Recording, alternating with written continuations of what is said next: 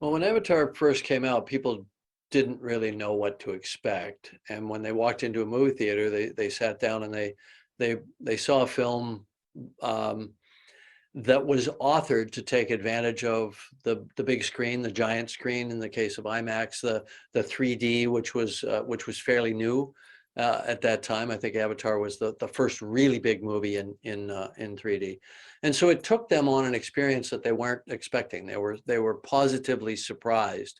There was no way we could sort of tell people in advance in a 30-second TV spot what was cool about this movie. You just had to sit down and start watching it.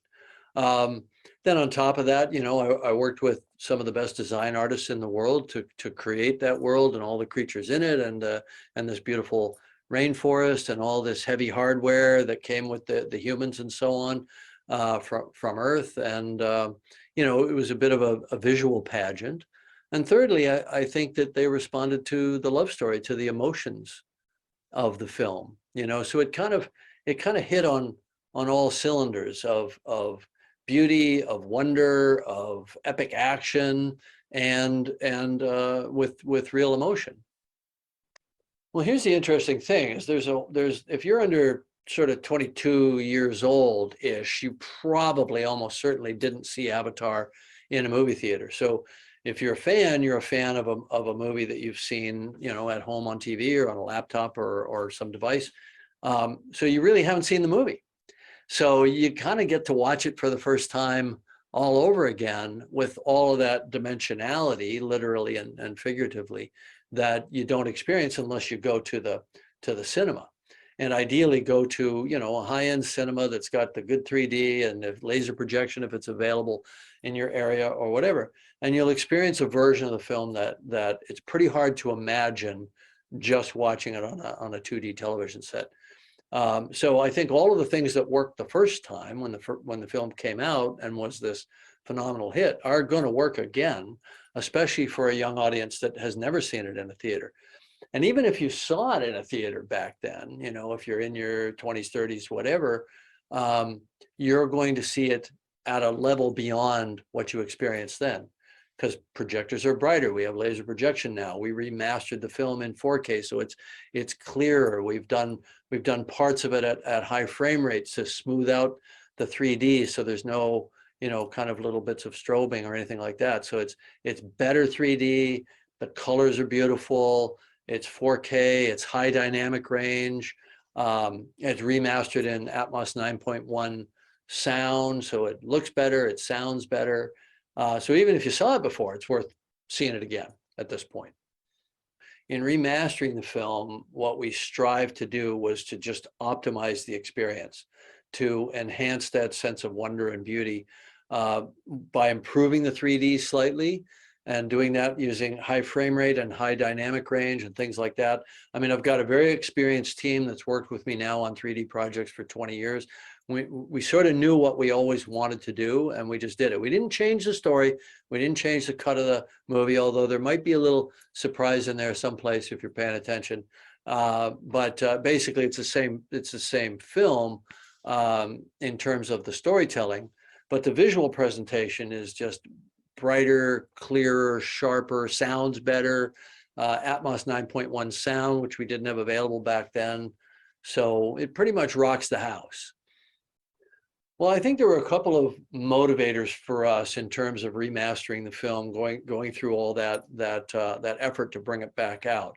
The first, and I think probably most important one, is you've got a whole generation of young movie fans that may or may not know the movie, but they certainly haven't seen it in a movie theater.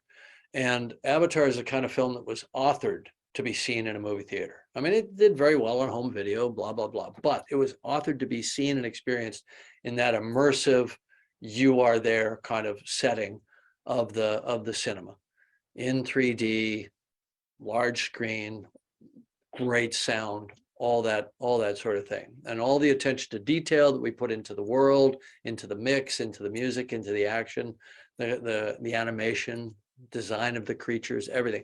It all pays off better in that setting. So, sure, I'd love to bring Avatar back out every 10 years, you know what I mean? Just so that people can experience it in a movie theater.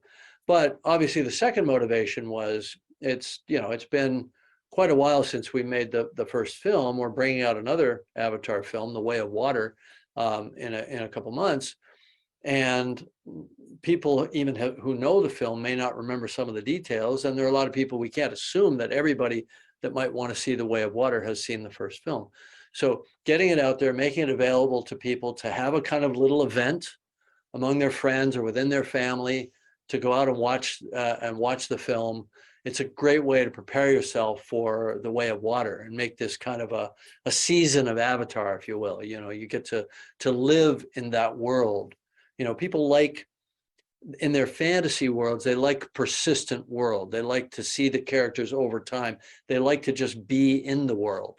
And when we released the first film, people said it was too short. We wanted to be there longer. You know, and so people went back and they went back and they went back. So now, especially for our younger fans, you know, now you can see it in the movie theater, and then you can segue right into seeing The Way of Water in a theater, and you'll have that persistent world. That fantasy world is something that you can invest in emotionally. We could have put in a lot of scenes that were taken out, you know, as we were editing the film. And in fact, in 2010, in summer, 6 months after we released the film initially, we did release a longer version of the film, 8 minutes longer, and that was very well received. A lot of people went back and saw it in a theater again then. We decided not to do that. We thought, all right, fine, if it's this kind of classic movie, let's not change a frame. Let's put it out the way the vast majority of people saw it, and not muddy the water. But I did decide to make one tiny change toward the end of the film. And so I challenge people to see if they can spot what it is. It's not a big thing. It's no big reveal, but it does make a nice little step toward the sequel to The Way of Water, which is coming out a couple months later.